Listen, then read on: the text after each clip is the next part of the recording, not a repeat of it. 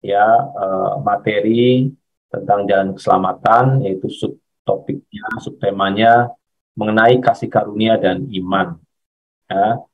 Nah, mungkin saya akan sedikit mengulang yang kemarin, materi kemarin supaya lebih uh, nangkap lagi. Jadi Bapak Ibu, sebenarnya topik yang saya mau bahas itu memang kasih karunia dan iman, ya. Yang ini adalah topik penting yang harus dipahami oleh setiap orang Kristen karena ini dasar, ya, pondasi kekristenan seseorang, ya. Kalau dia tidak memahami apa itu kasih karunia, apa itu iman, ya, sudah bisa dipastikan kehidupan kekristenannya akan melenceng, ya, dari yang seharusnya, ya, sesuai dengan berita Injil, ya. Nah, saya membahas ini itu seakan-akan seperti muter, ya, mengambil landscape, mengambil sudut pandang tentang jalan keselamatan, ya. Yang kemarin uh, kita mulai dengan adanya topik tema tentang dasar keselamatan, ya, yang ini yang kemarin kita sudah bahas, ya, secara panjang lebar. Nah, kenapa topik ini begitu penting? Karena seringkali disalahartikan, ya. Seakan-akan kita sudah mengerti ayat-ayat firman seperti di Efesus 2 8-9 atau Yohanes 3:16 atau Yohanes 14 ayat 6 gitu, ya. Seakan-akan itu satu apa ya, kata-kata yang lancar kita ucapkan gitu, ya. Tapi sebenarnya kalau ditelisik, ya, diperdebatkan lah istilahnya, atau diperkarakan lebih detail, kita kadang-kadang bingung, ya. Contoh seperti pertanyaan kemarin gitu, ya. Apa yang sebenarnya disebut kasih karunia? Uh, Kasih karunia Allah itu, ya. Kemarin ternyata menjawab bahwa karena kita bisa menerima Yesus Kristus sebagai Tuhan, ya, seperti Yohanes 3:16. Itulah benar-benar kasih karunia Allah buat kita. Jadi, kalau kita bisa percaya kepada Kristus, pada Yesus Kristus sebagai Tuhan dan Juru Selamat, kita menerima keselamatan, itulah kasih karunia. Nah, kemarin saya pertanyakan, apakah kasih karunia Allah ini hanya berlaku, ya, diberikan kepada orang-orang yang percaya pada Kristus? Bagaimana dengan orang-orang yang tidak punya kesempatan, ya, percaya kepada Yesus Kristus, ya, dengan berbagai kondisi, mungkin kondisi ekstrimnya karena memang belum pernah mendengar Injil, ya. Bagaimana dengan orang yang belum pernah mendengar Injil karena kondisi geografis, karena waktu, dan, ya, karena suatu hal yang bukan kesengajaan dari diri manusia itu sendiri, ya, yang untuk menolak Injil, bukan karena mereka belum pernah mendengar. Nah, bagaimana? Apakah mereka bisa mendapat kasih karunia Allah itu? Ya, apa yang disebut kasih karunia Allah sebenarnya? Apakah hanya berlaku buat orang-orang Kristen, tanda kutip, ya, artinya orang-orang yang terima mengaku dengan mulut Yesus sebagai Tuhan, ya. Nah, ini yang kita harus pahami, ya, perkara karena mau nggak mau kita memang harus melihat, ya, keselamatan itu dalam 3 dimensi, ya. Apa yang terjadi di masa lalu, di masa kini, dan masa depan, ya. Jadi di masa lalu itu dari awal, ya, penciptaan sampai ada kebangkitan Yesus, ya. Dan masa kini itu ada dua arti kalau kita sebagai pribadi, adalah saat kita menerima Yesus sebagai Tuhan, atau untuk manusia secara umum adalah, ya, setelah zaman anugerah, ya, saat zaman anugerah dimulai, zaman anugerah yaitu saat Tuhan Yesus sudah bangkit dari kubur, ya, setelah menyelesaikan penebusannya.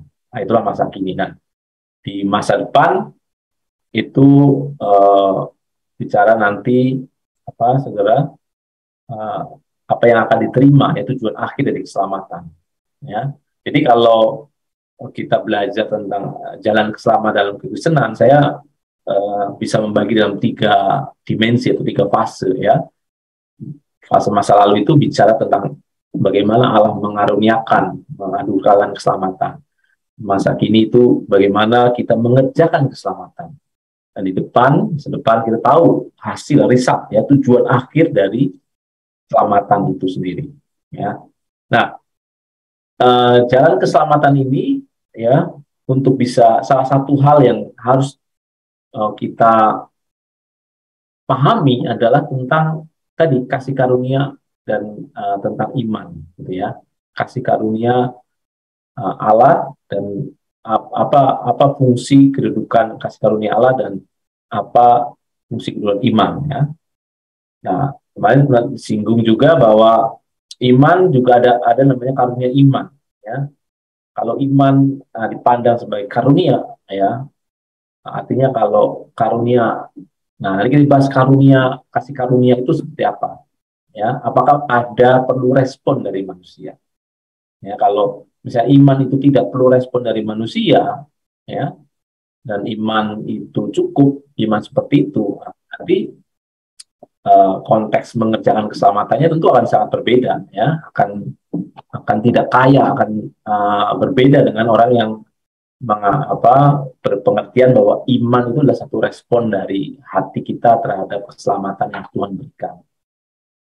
Nah, ini topik yang kita mau masuk dalam, ya. Kemarin sebenarnya sudah secara umum kita membahas ini, ya. Ini beberapa sesi ya membahas ini secara umum.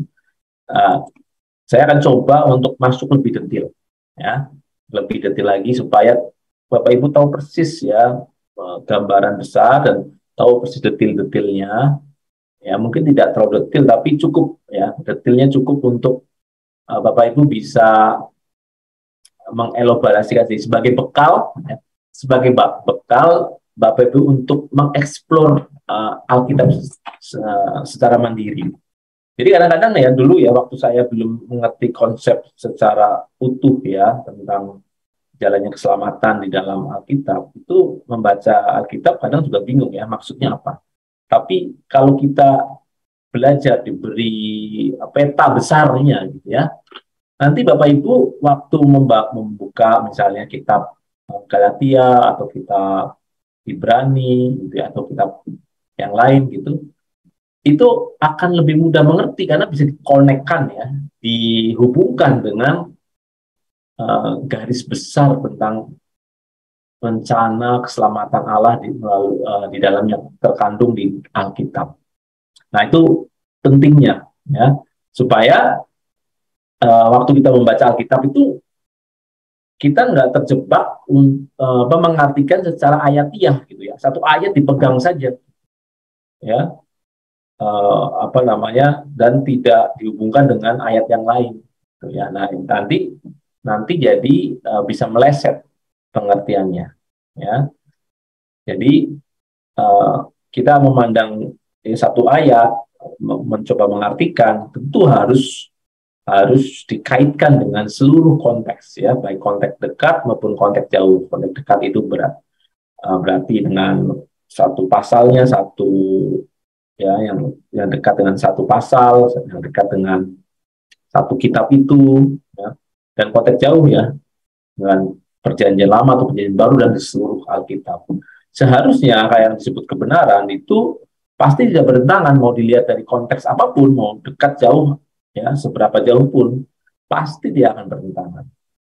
Nah, salah satunya adalah pertanyaan apakah korban Yesus, ya, penebusan Yesus itu hanya untuk orang Kristen atau untuk seluruh umat manusia, gitu ya.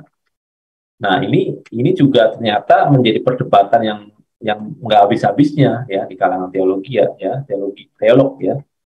Ada yang mengatakan bahwa Yesus hanya mati buat orang-orang Kristen aja. Jadi orang yang bukan Kristen tidak mendapatkan, ya,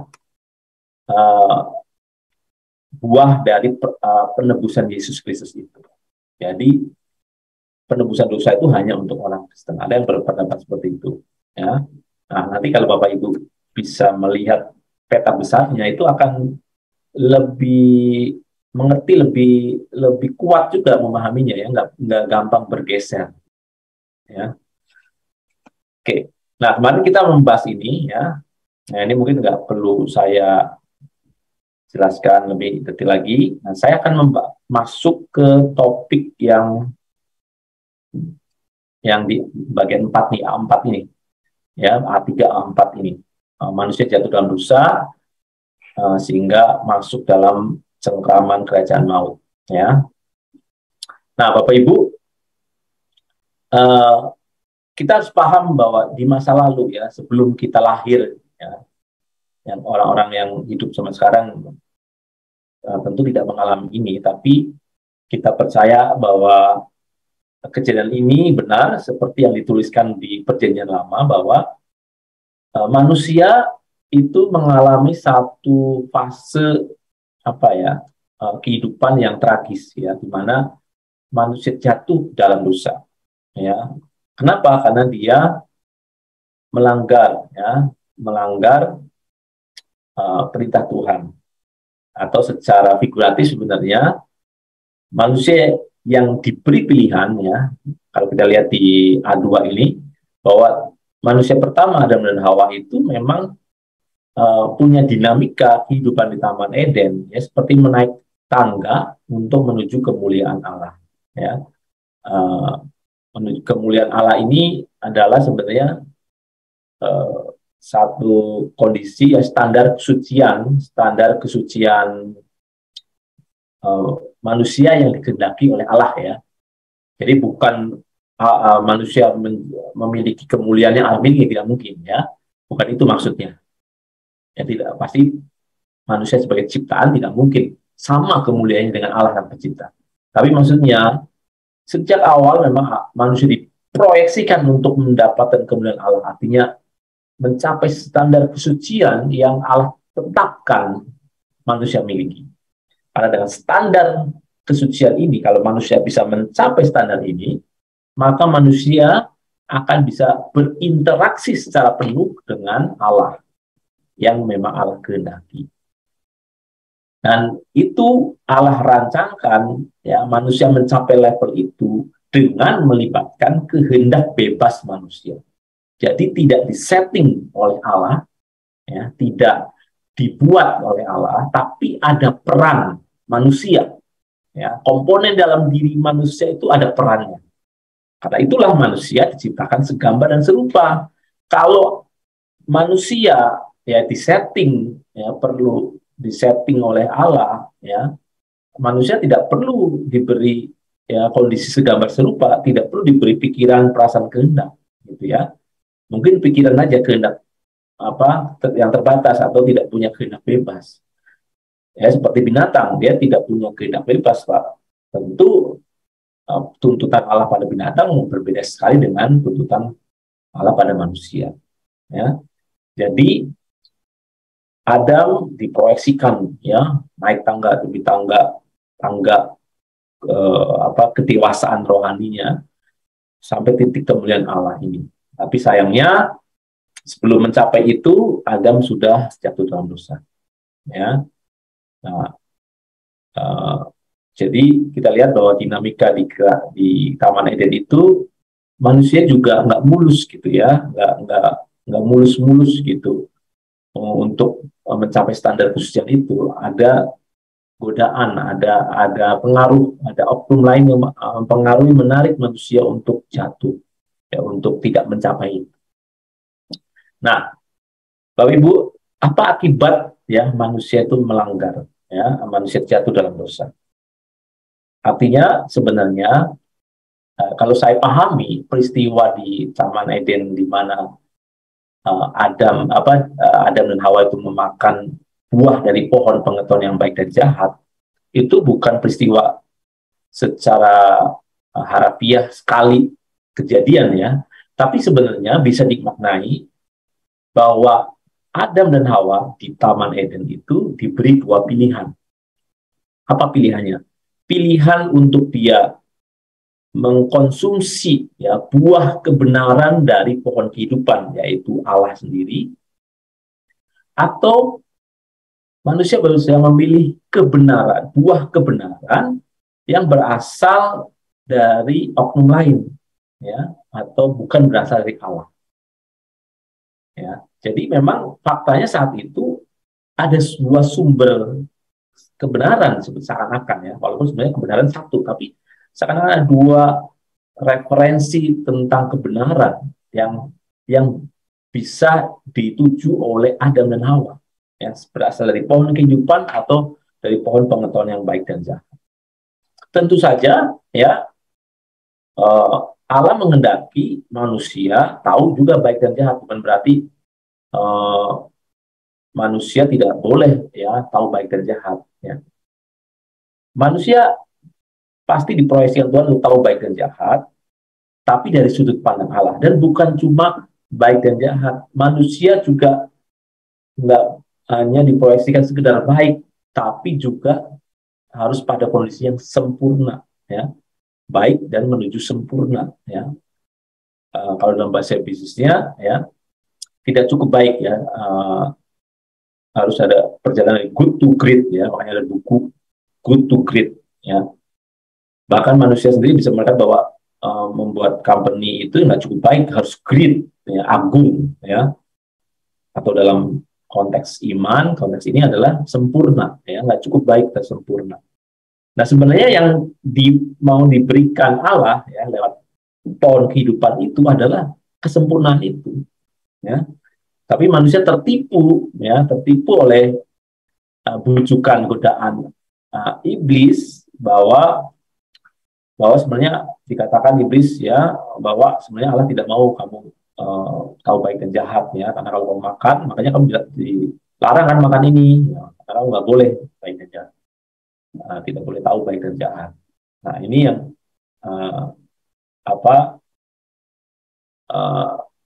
penyimpangan ya, atau penipuan dari iblis ya, seakan-akan bahwa Allah tidak Allah mau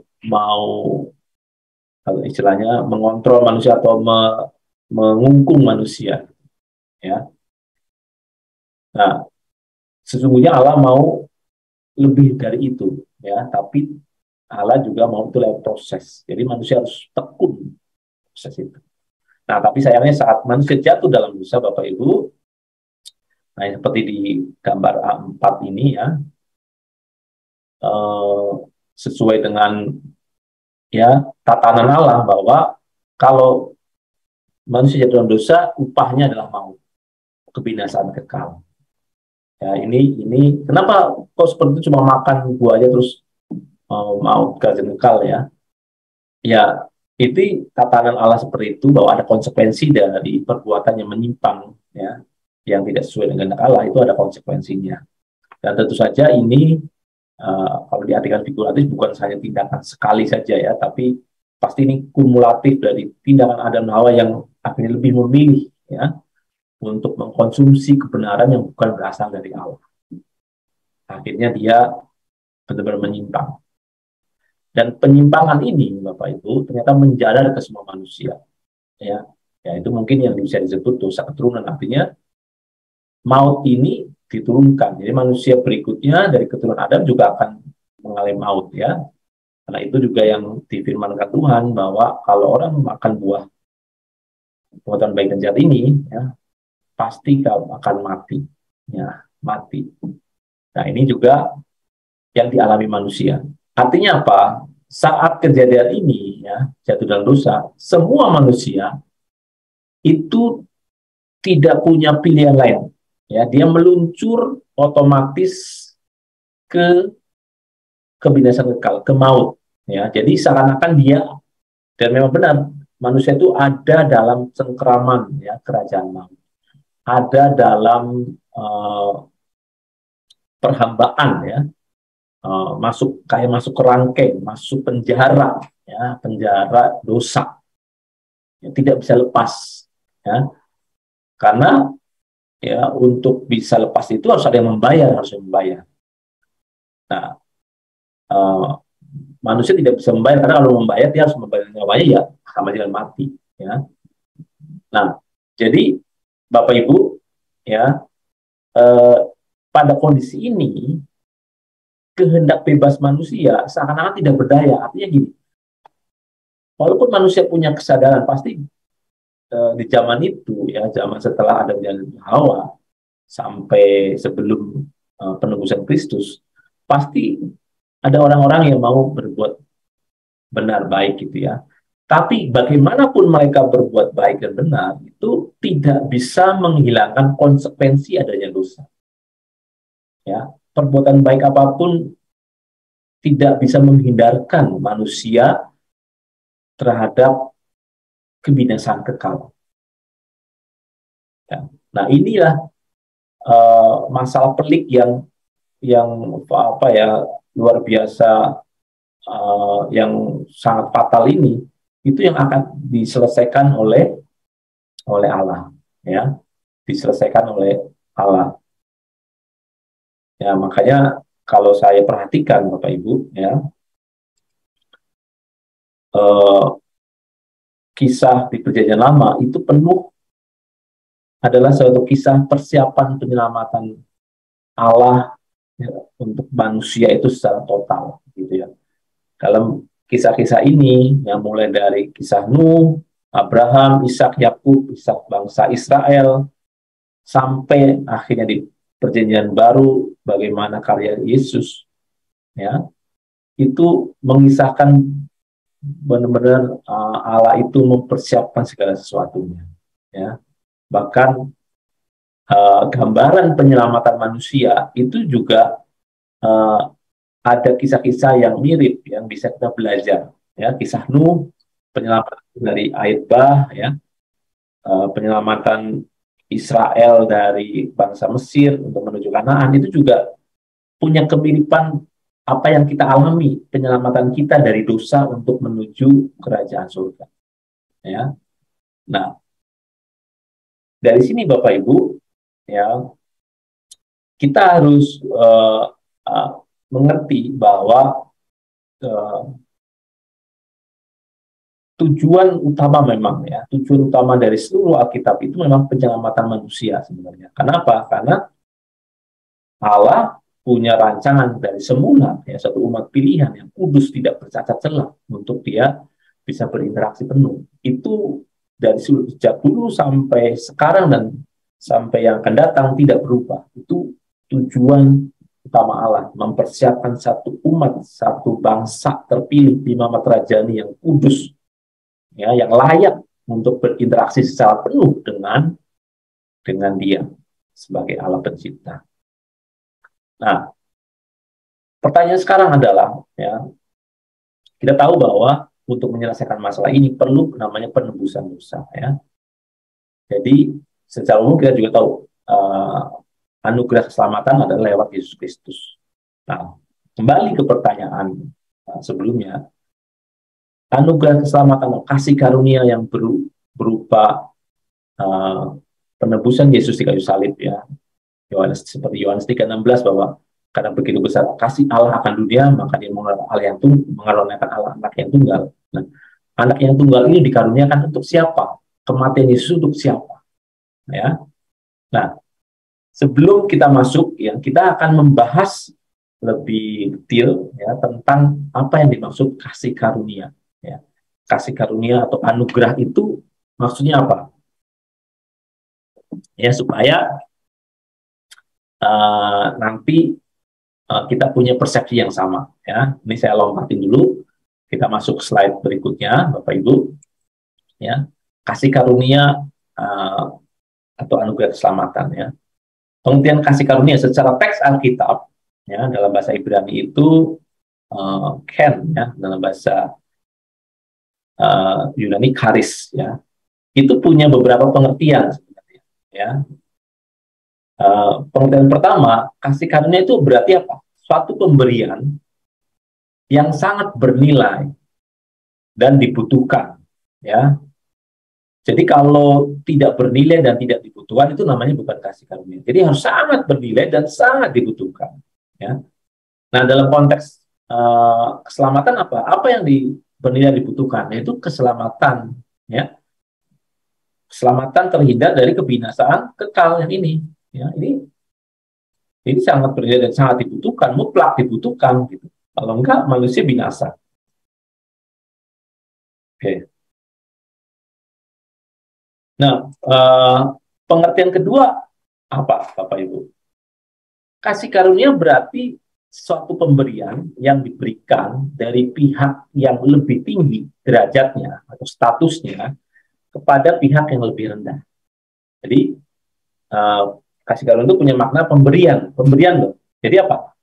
Kalau namanya pemberian, apakah ada perlu respon atau perlu tindakan dari yang diberi, Bapak Ibu? Tidak kan ya? Kalau namanya pemberian itu mutlak dari inisiatif dari yang memberi, ya. Jadi benar-benar inisiatif dari yang memberi, ya, karena kedudukannya lebih tinggi, ya, uh, dan diberikan kepada uh, pihak yang statusnya lebih rendah. Kalau pemberian dari pihak yang lebih rendah kepada pihak lebih tinggi itu namanya disebut upeti atau persembahan, ya. Kalau kasih karunia itu dari yang tinggi ke yang lebih rendah. Nah, dalam konteks keselamatan manusia, ya, tidak ada pihak yang bisa memberikan keselamatan itu selain Allah sendiri, ya. Artinya apa? Artinya manusia, ya, tidak bisa mengusahakan keselamatan kekal sendiri, nggak bisa dalam konteks ini. Jadi memang harus ada inisiatif dari Allah, ya. Nah, inilah, ya, Bapak Ibu, perbedaan antara agama dan kekristenan. Kekristenan itu, ya, menyoroti bahwa keselamatan itu memang harus pertama inisiatif dari Allah, ya. Kalau tidak ada inisiatif dari Allah, manusia mau berupaya apapun, mau bersusah payah, mau mengusahakan, mau jungkir balik dia hidupnya dibuat baik sedemikian apapun, ya tidak bisa, ya, membebaskan dirinya dari upah dosa yang maut adalah maut itu. Dia bisa bebas dari maut. Nah, tapi kalau agama-agama pada umumnya adalah oh, manusia bisa mengupayakan keselamatannya, ya, dengan ritual, dengan cara tertentu, ya, dia berharap dengan usahanya itu dia mendapatkan keselamatan, artinya tidak binasa gitu, ya. Nah, tapi kalau kekristenan intinya di sini, Bapak Ibu, ya, bahwa uh, keselamatan itu harus berangkat dari inisiatif Allah, artinya harus berupa kasih karunia atau berupa anugerah. Oke. Pengertian ketiga, ya, kasih karunia itu juga berarti pemberian yang tidak memandang kelayakan si penerima pemberian, ya, tidak memandang kelayakan, ya, si penerima ada objek yang sebenarnya tidak pantas menerima pemberian itu. Manusia tidak memiliki jasa, ya, nggak punya jasa sama sekali itu dalam mengalami menerima kasih karunia. Jadi, ya, uh, apa namanya, makanya harus hati-hati kalau disebut iman itu karunia, karunia iman, berarti tidak perlu ada respon sama sekali dari manusia. Nah, makanya kita perlu tahu, yang nanti kita akan bahas tuh, iman, karunia iman itu maksudnya apa, gitu ya. Karena kalau yang disebut kasih karunia ini, ya, itu nggak perlu manusia itu merespon, karena ini benar-benar tindakan Allah sepihak nih, ya, yang dia memberikan, ya, pemberian ini gitu, dan memang yang diberi nggak layak, ya. Jadi saat manusia jatuh dalam dosa, ya, berarti manusia itu, ya, seperti anak hilang yang harus ditemukan oleh bapaknya, atau seperti domba yang tersesat yang harus ditemukan oleh gembalanya. Jadi Bapak Ibu, uh, memang manusia yang jatuh dalam dosa itu dari sini perlu, ya, sangat membutuhkan pemberian penyelamatan ini. Nah, yang keempat, ya, kasih karunia juga, nah, berarti pemberian tanpa harus membayar atau memenuhi syarat tertentu. Nah, ini disebut kasih karunia itu nggak ada syaratnya. Kamu harus merespon ini A, B, C, baru kamu terima, nggak ada. Ya, tidak harus memenuhi kualifikasi tertentu, gitu ya, syarat tertentu. Ya, jadi ini suatu pemberian cuma-cuma atau tanpa syarat. Ya, jadi manusia menerima anugerah keselamatan tanpa harus membayar atau memenuhi syarat tertentu. Jadi kalaupun manusia harus membayar, maka harus membayar dengan nyawanya, berarti juga masuk kerajaan maut. Nah, di sini Bapak Ibu, ya, kalau kita memandang keselamatan itu sebagai konsep titik, yaitu sudah keselamatan itu kasih karunia anugerah keselamatan titik. memang tidak perlu respon kita dan ya kita harus ngapa-ngapain, udah pasti selamat sampai akhir. Ya, nah nanti Bapak Ibu harus tahu mana yang disebut ini kasih karunia Allah, mana yang ini disebut tindakan iman. Ini iman, ya. Karena di Roma, di Efesus tadi kan, ya sebenarnya kan jelas ya. Sebab karena kasih karunia kamu diselamatkan oleh iman. Jadi yang menyelamatkan yang iman. Ya. Kasih karunia itu berupa nanti penebusan Kristus ya. Nanti kita bahas nih habis ini. Korban penebusan dosa itu maksudnya apa? Jadi Yesus menyediakan diri menjadi korban penebusan dosa itu kasih karunia. Dan itu berlaku untuk semua manusia. Ya. Tapi manusia diselamatkan oleh iman. Nah, oleh iman berarti bukan oleh kasih karunia, oleh imannya. Ya. Oleh imannya. Jadi harus ada respon dari manusianya.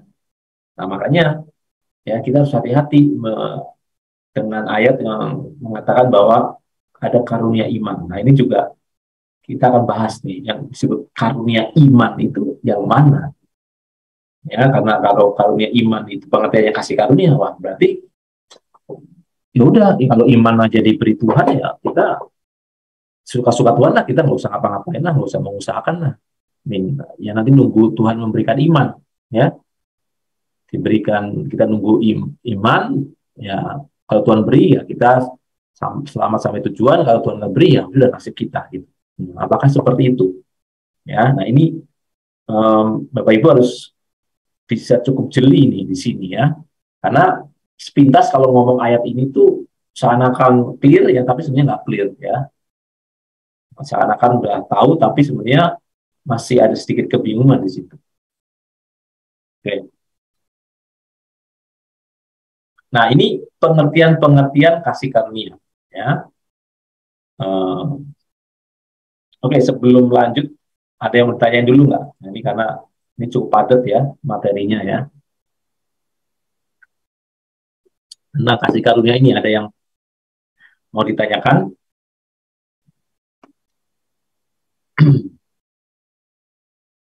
Oke,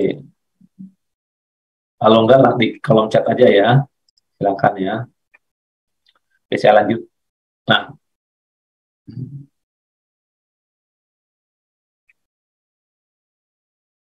oke, ini yang poin penting ya, Bapak Ibu. Korban penebusan dosa, ya. Karena ada korban penebusan dosa, maka ada pendamaian dengan Allah. Ya, ada pendamaian dengan Allah. Jadi Yesus datang ya menebus dosa manusia itu menebus hanya sebagian manusia ya atau seluruh manusia, hanya orang-orang Kristen saja atau seluruh manusia. Kalau lihat dari ayat ini ya Yohanes 1 ayat 29 dan juga 1 Yohanes 2 ayat 2 ya mungkin ada yang bacain deh supaya ada interaksinya. Yohanes 1:29 dan 1 Yohanes 2 ayat 2. Silakan. Ada yang volunteer untuk membacakan?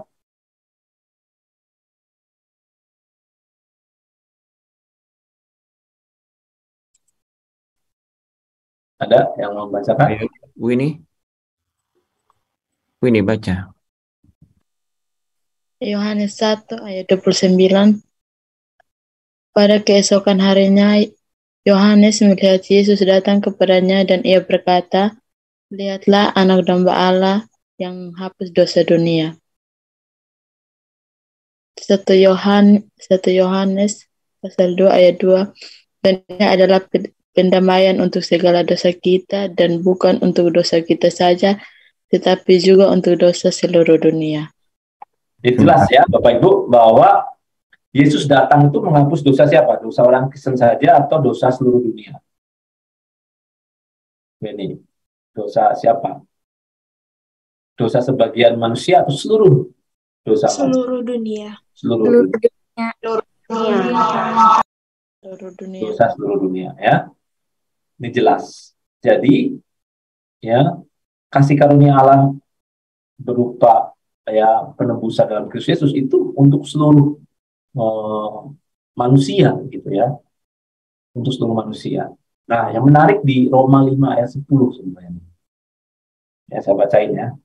Atau oke, saya bacain aja. Sebab jikalau kita ketika masih seteru diperdamaikan dengan Allah oleh kematian anaknya, lebih-lebih kita yang sekarang telah diperdamaikan pasti akan diselamatkan oleh hidupnya.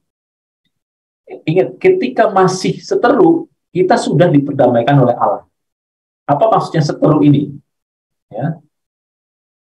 Ketika masih seteru, diperdamaikan dengan Allah. Kalau dalam pengertian yang saya dapat gitu ya, ketika masih seteru berarti ketika kita belum menerima Yesus sebagai Tuhan, gitu ya. Kita belum apa namanya, belum menerima Yesus gitu ya, masih belum. Artinya kita masih seteru, sudah diperdamaikan dengan Allah. Ya, mirip dengan ini Pak Anton. Di sini itu kita persekutuan, kita sekutu nih di sini. Iya. Nah, kalau kita tidak kumpul di sini, kita perseteruan, Pak. Betul. Nah, jadi kita tidak sedang sehati gitu. Betul. Nah, jadi manusia ini tidak sehati dengan Allah, tidak satu jalan dengan Allah. Betul. Nah, tidak, mungkin lebih menarik lagi kalau kita tidak, manusia ini tidak satu irama roh dengan Allah, kan gitu. Kalau kita satu persekutuan kan dibilang kita satu iman, satu roh gitu ya. Ya. Nah, namanya itu persekutuan, sekutu. Jadi lawannya seteru itu sekutu. Lawannya seteru itu memang teman-teman mungkin jarang dengar kau berseteru ya dengan saya gitu. Enggak kan? Ya jarang ya. Jadi sekutu ya, sekutu itu persekutuan. Nah, di sini kebalikannya, lawannya nih seteru. Jadi dia tidak satu roh dengan Allah. Dia tidak satu irama rohnya dengan Allah. Mungkin. Nah, tidak satu irama rohnya dengan Allah. Apalagi keinginan dan kehendaknya gitu kan. Oke. Nah, yang menarik di sini sebenarnya sudah diperdamaikan dengan Allah. Nah, apa maksudnya diperdamaikan dengan Allah? Benar nggak? Ya, ada pendamaian dengan Allah sebenarnya, walaupun kita belum sekutu dengan Allah itu. Nah, apa yang dimaksud itu? Itulah ada namanya korban penebusan dosa ya. Kalau yang kemarin ya saya terangkan itu adalah gambar ini, Bapak Ibu. Ya, jadi manusia ya diberi pilihan ya. Dia yang tadinya otomatis meluncur ke kebinasaan kekal, sekarang ada option gitu. Karena ada berita pendamaian ya, dengan Yesus menebus dosa dengan korban. Ini seakan-akan ya penjara atau kerangkeng ini, dosa ini dibobol ya, dipecahkan ya, sehingga manusia punya kesempatan ya berdamai dengan Allah. Ada jalan pendamaian. Jadi semua manusia itu punya jalan pendamaian ya, punya jalan pendamaian dengan Allah. Nah, saya lanjut ya. Jadi kematian Yesus itu bukan kematian martir di sini ya. Mati demi mempertahankan kebenaran dan bertahan di martir gitu ya, karena mempertahankan suatu prinsip gitu ya, dan bertahan dari pemaksaan secara fisik gitu ya sampai akhir hayat, bukan ya. Kematian Yesus adalah kematian korban. Nah, nanti kita akan lihat apa maksudnya korban itu. Merelakan jiwanya sendiri untuk dikorbankan ya. Sebenarnya masih bisa dihindari, tapi ia merelakan diri demi kasih yang besar untuk menyelamatkan jiwa manusia yang dikasihi. Jadi merelakan jiwanya untuk dikorbankan ya, untuk tujuan penyelamatan. Jadi kematian Yesus itu adalah kematian tukar guling ya. Ada pertukaran gitu.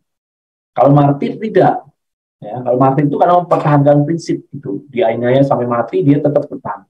Tapi kalau kematian korban itu tukar guling, ada yang didapat. Jadi win-win solution. Yesus memberikan nyawanya, dia mendapatkan sesuatu. Ya. Ada yang didapat dari kematian Yesus itu. Ya.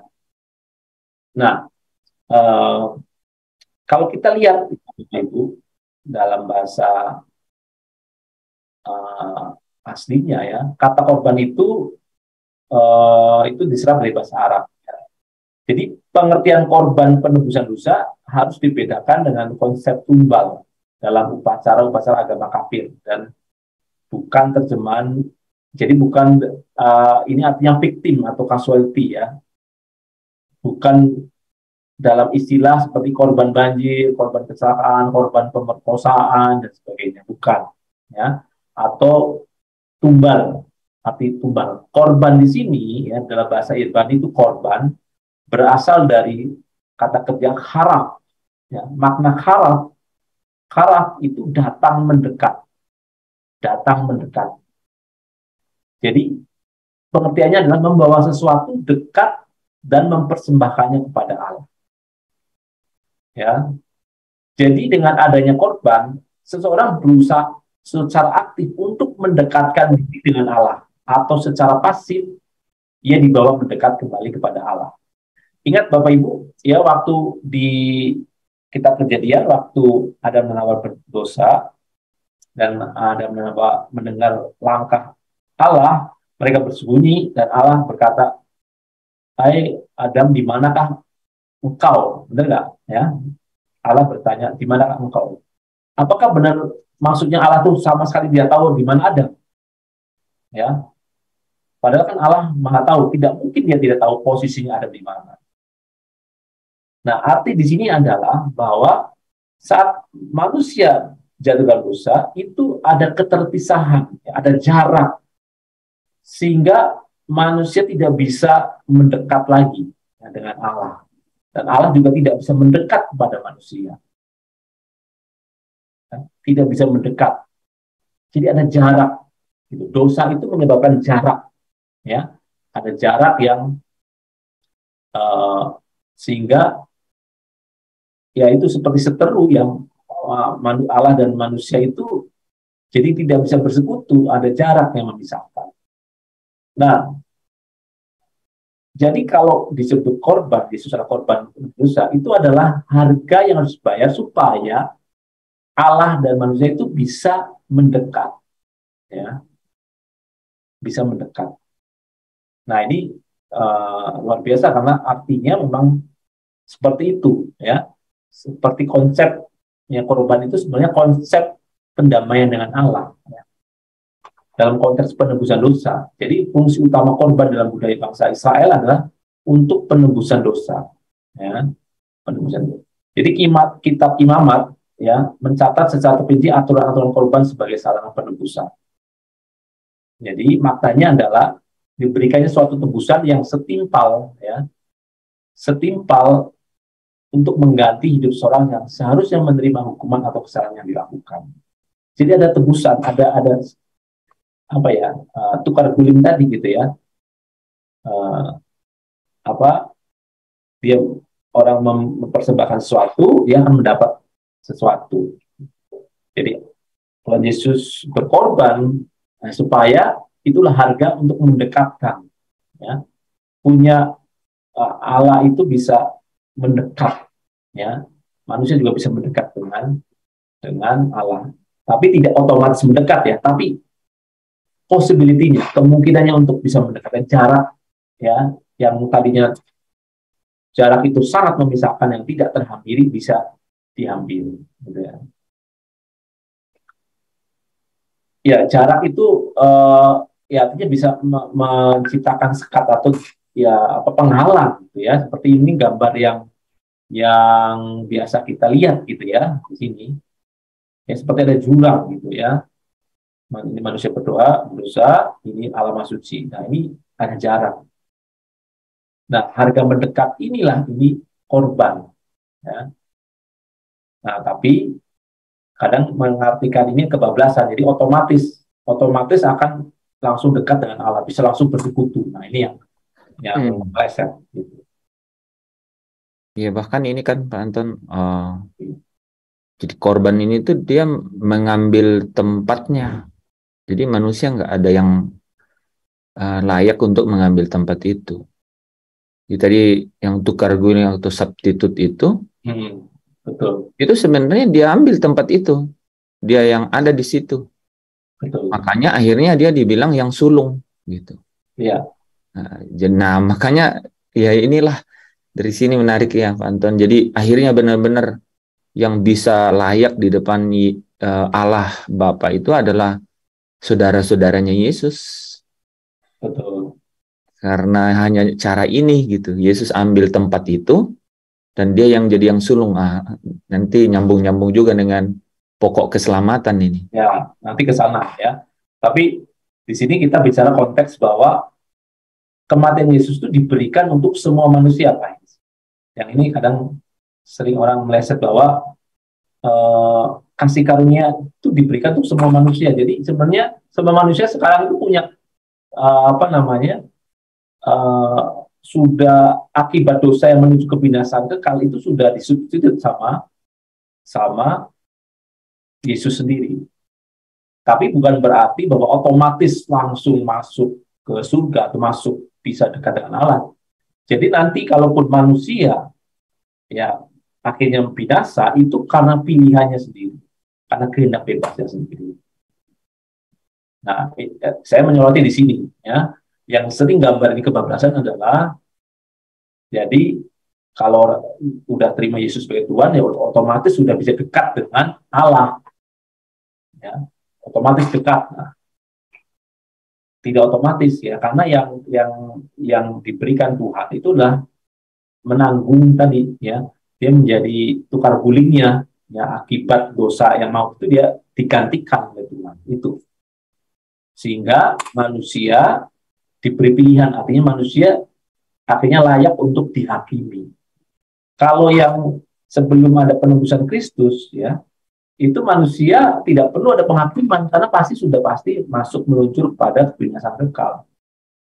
Tapi sekarang dengan adanya korban Yesus, manusia bisa menghadapi penghakiman, ya, bisa dihakimi dengan pilihan-pilihannya. Nah, ini jadi kasih karunia itu untuk semua manusia, ya.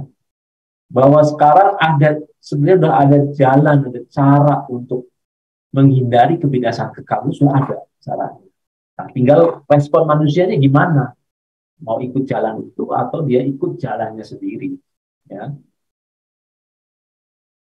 Oke.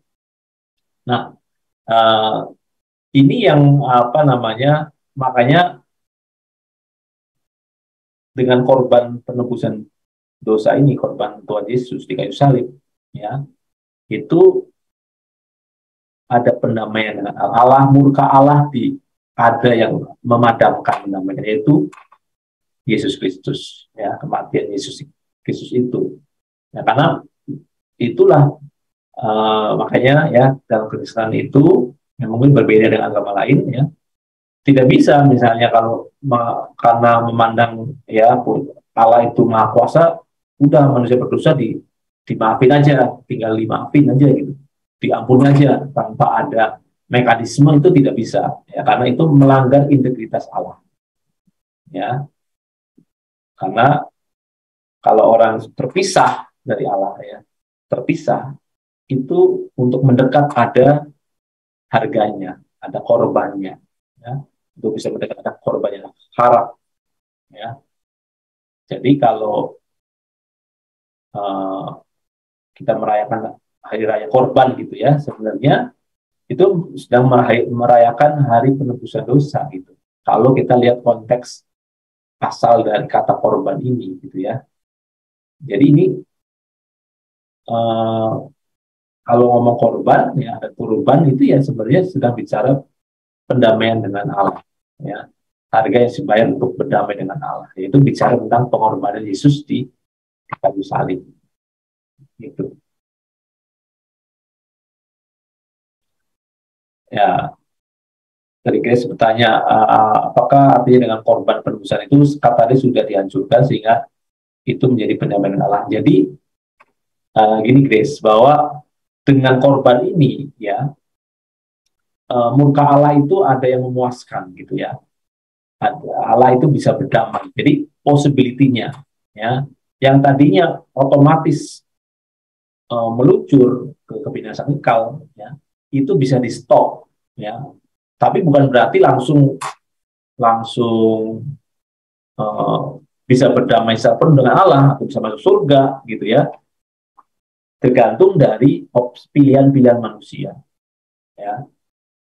Kalau lihat sini ya, jembatan ini ya, ini Kristus seperti jembatan gitu, memisahkan. Nah, orang harus berjalan, ya kan? Sebenarnya ini sudah ada jembatan, ya, tapi manusia perlu berjalan mendekat kepada Allah, harus berjalan, harus membuka dirinya untuk dipulihkan, gitu. Ya, jadi tidak otomatis. Nah, ini yang sering saya mau ingatkan bahwa kematian Yesus di kayu salib itu memang itu kasih karunia anugerah, tapi tidak boleh berhenti di situ, ya. Tidak boleh menganggap itu suatu otomatis sehingga kita pasti nanti bisa bersekutu dengan Tuhan, hidup bersama Tuhan, tidak, ya. Kita harus berjalan memenuhi, ya, karena konsep surga harus, makanya kita perlu dasar keselamatan tentang surga, ya, karena yang bisa masuk kepada surga, kerajaan surga itu orang yang memenuhi kualifikasi, ya, ibarat kuliah kan, ya, Tuhan Yesus itu sudah membayarkan uang kuliah masuknya gitu loh, yang mungkin berat gitu, tapi untuk kamu menjadi lulus sarjana kamu harus berproses di situ, ya, karena lulusan perguruan tinggi juga harus ada kualifikasinya. Nah, ini yang kita harus sama-sama pahami, ya, pahami bersama. Oke, itu. Anton. Ya. Mungkin, ya. Jadi menarik itu yang Bapak sampaikan, bahwa itu tidak menyelesaikan, kan?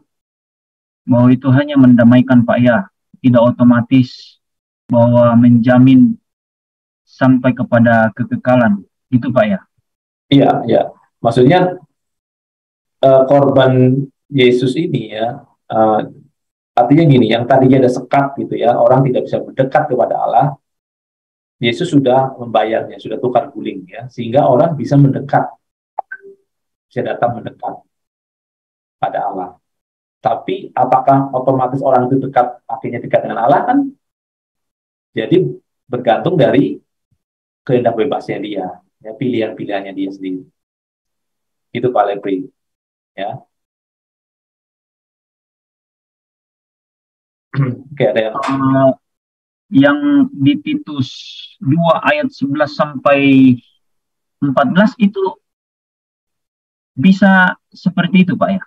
Titus 2 ayat 11 sampai 14 mengenai kasih karunia Allah menyelamatkan semua manusia. Titus 2 ayat 11 sampai 14. Coba saya lihat, ya. Titus 2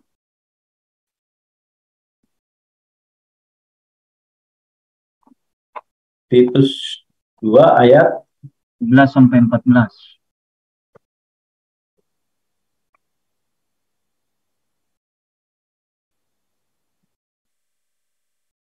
Ya, saya ambilin ya.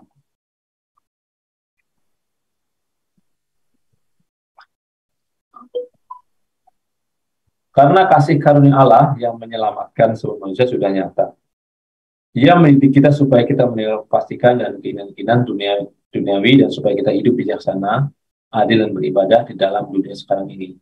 Dengan menantikan penggenapan pengharapan kita yang penuh bahagia dan penyataan kemuliaan Allah yang Maha Besar dan Juru Selamat kita Yesus Kristus, yang telah menyerahkan dirinya bagi kita untuk membebaskan kita dari segala kejahatan dan untuk menguduskan bagi dirinya suatu umat punya sendiri yang rajin berbuat baik. Kasih karunia Allah yang menyelamatkan semua manusia sudah nyata. Iya.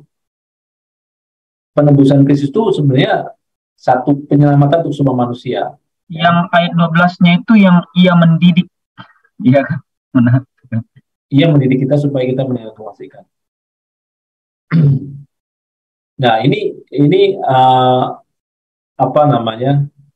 ada konsekuensi atau ada tanggung jawab. Jadi kasih karunia itu akan menimbulkan tanggung jawab bahwa kita mau dididik. Ya. Jadi tidak berhenti di sini gitu. Nah, kalau saya nangkep ya, tidak bisa berhenti dengan hanya korban Yesus di kayu salib, ya Yesus mati di kayu salib sudah, tapi kita harus dididik ya supaya meninggalkan kefasikan keinginan. Karena tujuannya nggak cuma berhenti di situ, sudah membayar hutang dosa selesai enggak, tapi untuk dididik menjadi anak Allah kan, ya menjadi teknonnya Allah, gitu, jadi huyosnya, jadi apa, punya keserupaan dengan Allah sendiri.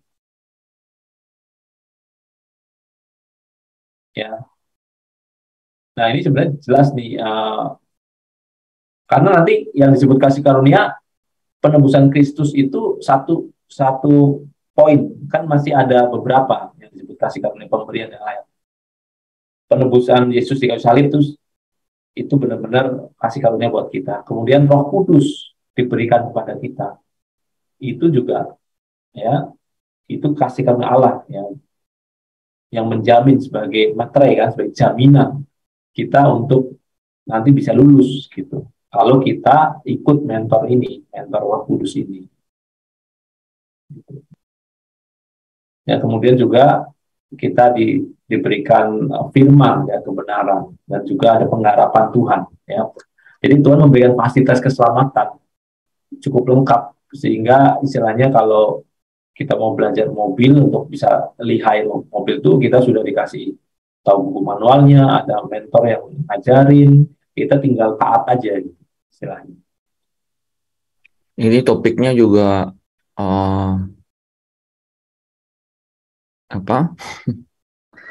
kebablasan juga tuh. Ini kebayang tuh judulnya, kasih karunia Allah menyelamatkan semua manusia. Ya kan kalau dilihat judulnya itu kan membuat kalau tidak memiliki pengertian yang menyeluruh, ya itu benar-benar. Iya Pak, nah makanya saya bilang yang menarik itu kan di ayat 12 bahwa ia mendidik. Jadi artinya bahwa jangan asal kasih karunia tapi tidak mengerti, yang Pak Anton juga bertanggung jawab di dalam kasih karunia itu maksudnya. Iya, tapi mendidik di sini tuh hubungannya sama Roh Kudus. Jadi kata di ayat 12 ini tadi sudah disinggung, itu langsung berhubungan dengan Roh Kudus. Gitu, artinya Bapa merealisasikan janjinya mencurahkan Roh Kudus. Dan kalau kita bicara Roh Kudus kan dua ya, dia materai Bapa itu, kemudian dia memberi Roh Kudus jadi jaminan. Nah, dua kan? Itu janji Bapa itu, dia materai, kemudian dia kasih Roh Kudus jadi jaminan. Jaminan ini Yesus yang kemudian melaksanakannya. Kita dibaptis oleh Yesus. Ya kan? Kemudian Yesus yang adalah kebenaran meminta Bapa, ya kan, mengutus Roh kebenaran yang memimpin kita ke dalam seluruh kebenaran sampai kita hidup dalam Roh kan, perlengkapi dengan Roh, itu namanya dipenuhi kan. Kemudian sampai kita harus berjalan sampai Roh kita ini seirama dengan Rohnya Allah, Rohnya Bapa. Itu kan proses itu semua itu. Jadi ini maksud saya judulnya ini hanya merefleksikan ayat 11 gitu. Ya kan, padahal di 12 dijelaskan gitu ya bahwa ia mendidik gitu ya. Bahkan ayat 13 bilang menantikan penggenapan pengharapan. Ya kan, jadi penggenapan pengharapan dan pernyataan kemuliaan Allah itu kan hanya dalam Yesus. Karena kalau Yesus dimuliakan, maka kita juga ikut dimuliakan. Kalau Yesus tidak dimuliakan, kita tidak punya kemuliaan. Kan gitu. Sorry. Kita tidak bisa mengambil kemuliaan di dalam pernyataan kemuliaan itu. Jadi kalau kita runut ke bawah ini, sampai terakhir di bawah itu jadi umat kepunyaan. Kan? Suatu umat kepunyaannya sendiri. Nah ini yang benar-benar selalu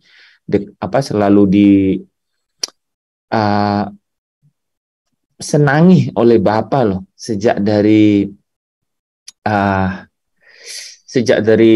pemanggilan Abraham itu sampai di Yerusalem baru itu akhirnya dibilang mereka adalah umatku dan aku adalah Allah mereka. Gitu. Tapi kan prosesnya tuh lihat ke bawah itu kan ayat 12, 13 gitu. Tapi diawali dengan ayat 11 itu kasih karunia. Nah, memang mungkin yang kita nanti bahas itu kasih karunia untuk semua orang, tapi kemudian Bapa mengaruniakan orang lagi untuk datang kepada Yesus.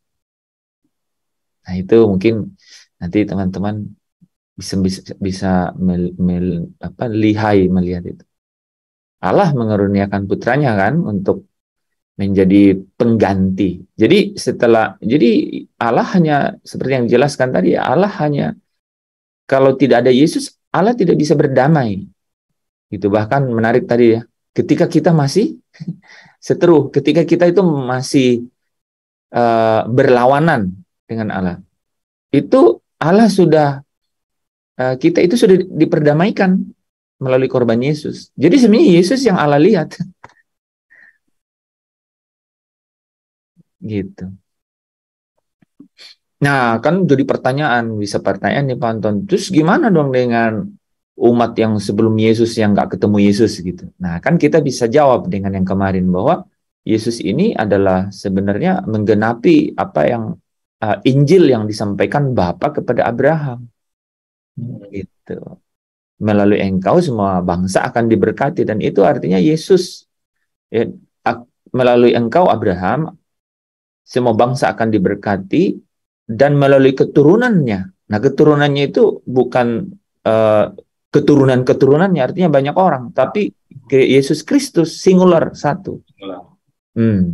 Gitu. Ya, ini kalau lulus ini S2 lah, teman-teman. Oke, saya lanjut sedikit ya.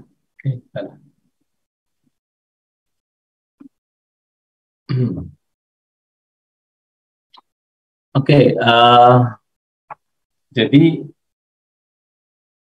ini topik yang kan ini masih di masa lalu ya, ingat ya, kemudian ini berarti kita sedang membicarakan kasih karunia untuk semua manusia, ya, semua manusia. Ya, nanti kita akan lihat bahwa memang ada kasih karunia untuk semua manusia, tapi memang ada kasih karunia untuk umat pilihan. Umat pilihan ini juga kita menjadi umat pilihan itu kasih karunia juga, ya. Kita bisa percaya pada Kristus itu juga anugerah Kristus, anugerah dari Allah juga. Tapi di sini kita lihat bahwa memang korban Yesus itu ya tidak lagi menggiring manusia itu akan binasa gitu, ya, karena Allah kan melihat Yesus ini istilahnya sudah murka Allah itu dari dipadamkan ya istilahnya, atau yang jarak yang jauh itu sudah ya ada harga untuk mendekat, ya, ada korban yang membuat jarak itu bisa mendekat. Nah, ini juga poin bahwa orang-orang perjanjian lama yang belum tentu yang bisa menerima Yesus, ya, ini juga masuk dalam area ini, dia akan dihakimi juga, ya. Jadi yang upah dosa adalah maut itu juga ditanggung oleh Tuhan Yesus, karena Tuhan Yesus menanggung semua dosa, baik dari sejak zaman Adam nanti sampai kedatangannya yang kedua kali. Ya, jadi untuk semuanya. Jadi akibat dosa yang membawa manusia kepada neraka, ke binasaan kekal, itu sudah ada jalan keluarnya. Ada jalan keluarnya. Orang suka tidak suka, orang menolak ini pun, ya, tetap berlaku bahwa ada jalan keluar. Dan manusia akan dihakimi menurut pilihan-pilihan kehendak bebasnya.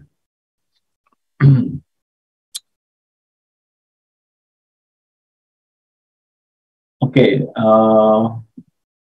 bagaimana dengan kasih karunia yang terdapat di Roma 5:21, ya. Roma 5:21. Oke, saya baca.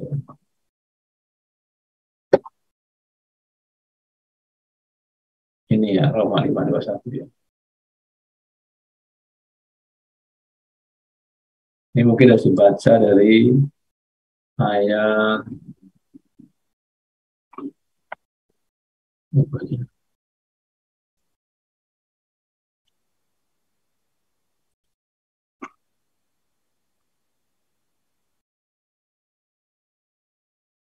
Roma 5.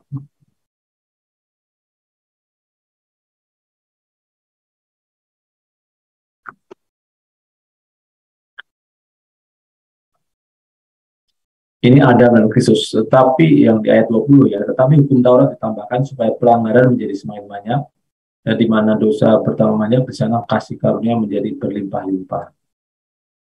Supaya sama seperti dosa berkuasa dari dalam alam maut, begitulah kasih karunia akan berkuasa oleh kebenaran untuk hidup yang kekal oleh Yesus Kristus Tuhan kita. Nah ini yang 20 nih, nah ini saya pernah mempelajari ini nih. Ini jangan sampai kita melihat bahwa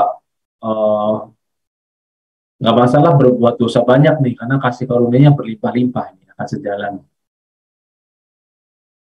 Nah, lihat saudara ya, di mana dosa bertambah banyak, di sana kasih karunia berlimpah-limpah.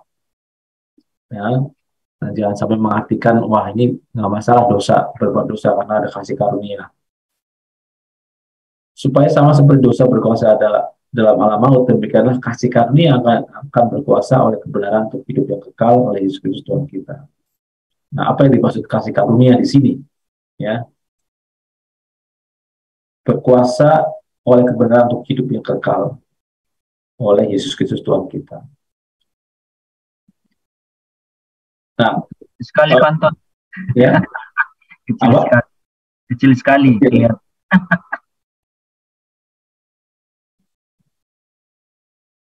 Ya. Iya.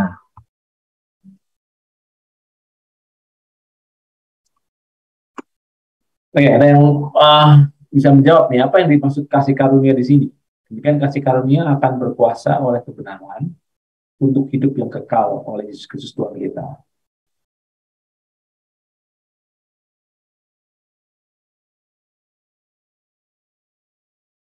Ya. Ya ini sebenarnya lebih diperbandingkan aja itu apa ini Dosa. kan dosa Berkuasa. jadi kata berkuasa, jadi dosa berkuasa di alam maut.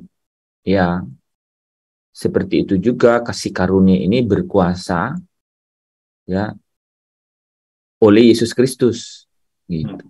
Persis kekuatannya itu sama. Jadi kalau dosa punya kuasa dalam maut, hukum maut dan hukum dosa, maka karena kasih karunia itu dari Allah.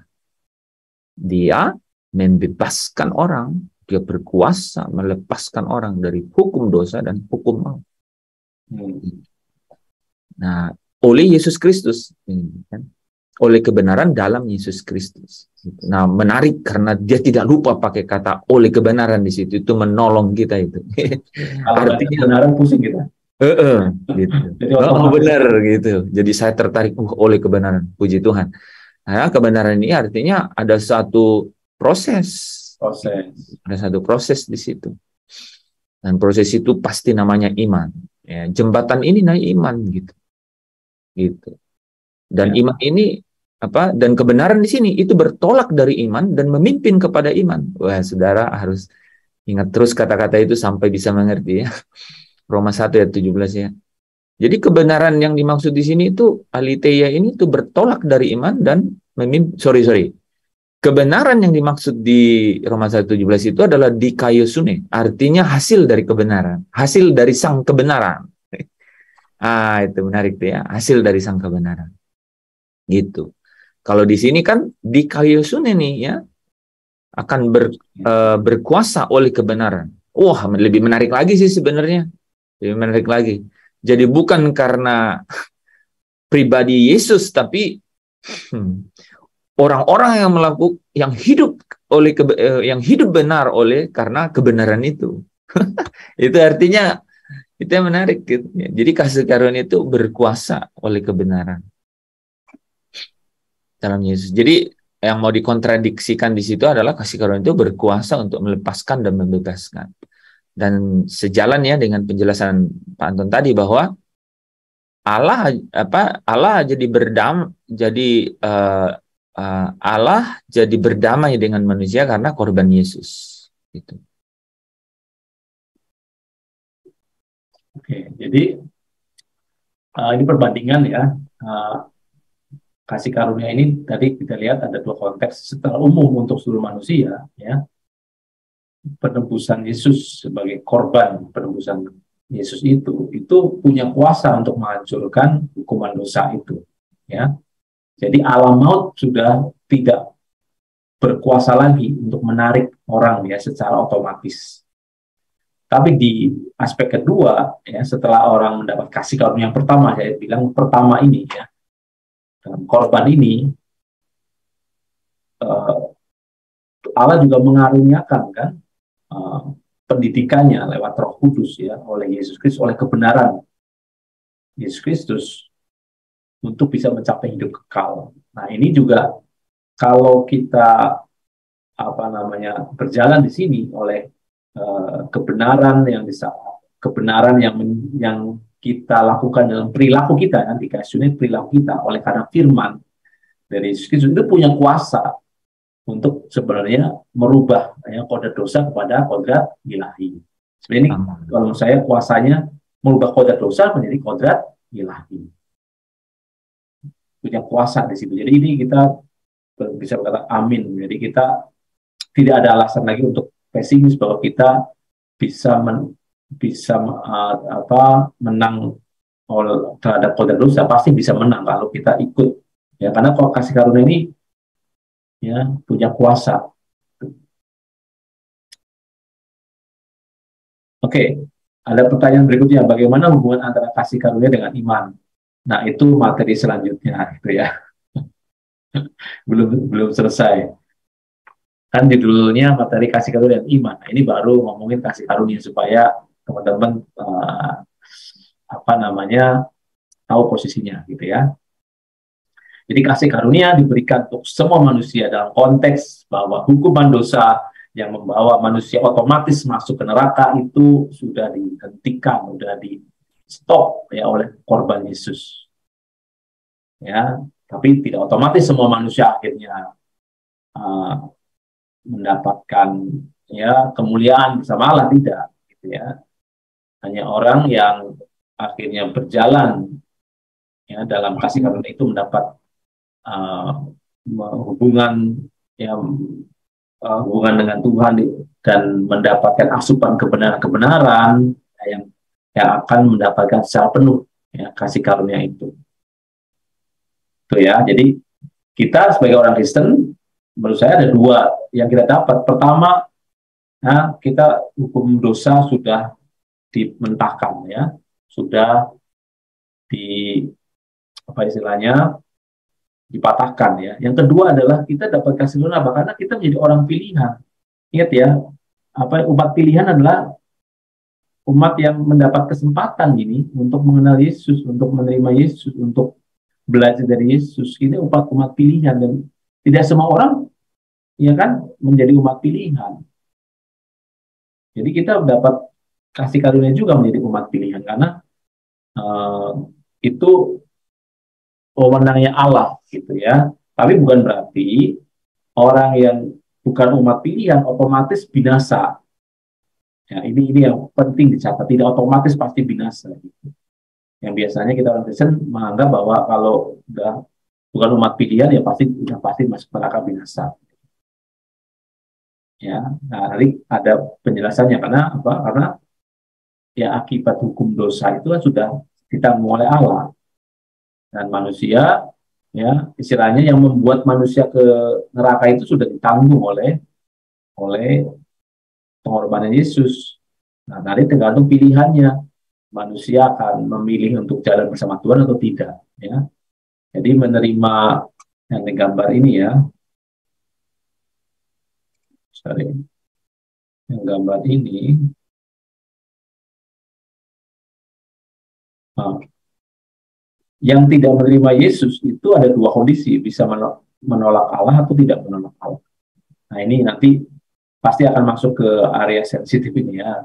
Ini akan lebih detail. Ini bicara topik apakah orang yang tidak menerima Yesus, ya artinya tidak punya kesempatan mendengar Injil, itu punya kesempatan juga untuk tidak binasa, gitu. Ya, jadi jangan menganggap bahwa orang yang tidak menerima Yesus secara harfiah, gitu ya, karena kondisi geografis dan sebagainya, itu berarti otomatis menolak Allah. Karena Allah ada dalam hati nuraninya. Itu berlaku yang Roma 2 ayat 14 sampai 17. Ya.